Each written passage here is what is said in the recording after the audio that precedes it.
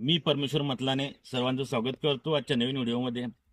तर आज आपण बघणार आहोत की नैसर्गिकरित्या आपण जे खत आहे कशा प्रकारे आपण हे बनवू शकतो आणि जे रासायनिक खताचा जो वापर आहे तो कमी करून आपलं उत्पन्न जास्तीत जास्त कसं वाढवू शकतो याबद्दल आपण माहिती बघणार आहोत।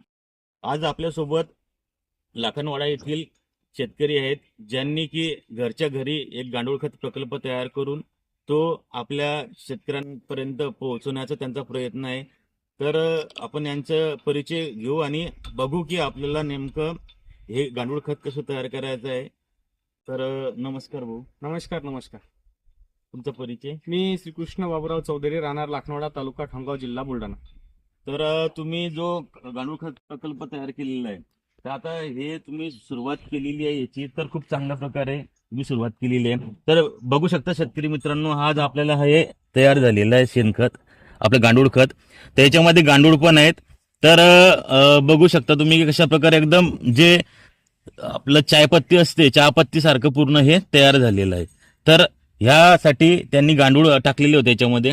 तर आयसिनिया फोइटिडा जातीचे हे गांडूळ आहेत। तर ह्या प्रकल्पासाठी त्यांनी हे गांडूळ टाकलेले होते। याच्यामध्ये 4 ते 5 ट्रॉली शेणखत आहे। तर शेतकरी मित्रांनो, तुम्हाला जर समजा हे जर गांडूळ खत पाहिजे असेल तर तुम्ही यांच्याशी संपर्क साधू शकता। तसंच वर्मी वॉश पण यांच्याकडे उपलब्ध आहे।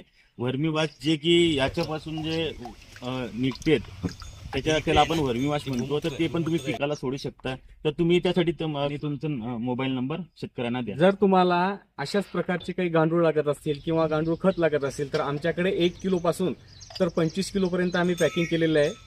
ह्यासाठी माझा संपर्क क्रमांक आहे 99 22 07 10 40।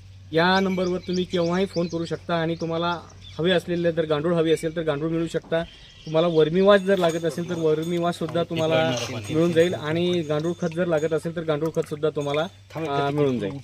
तर शेतकरी मित्रांनो, यांनी 1 किलो, 5 किलो, 25 किलो आणि 50 किलो या तिन्ही बॅगिंग मध्ये पॅकिंग केलेलं आहे। तर तुम्हाला जर समजा लागत असेल तर तुम्ही 1-2 बॅग घेऊन त्याचा वापर करून बघा आणि तुम्हाला खरोखर त्याचा फायदा वाटला तर परत ते वापरणं सुरू करा। तर चालेल, धन्यवाद।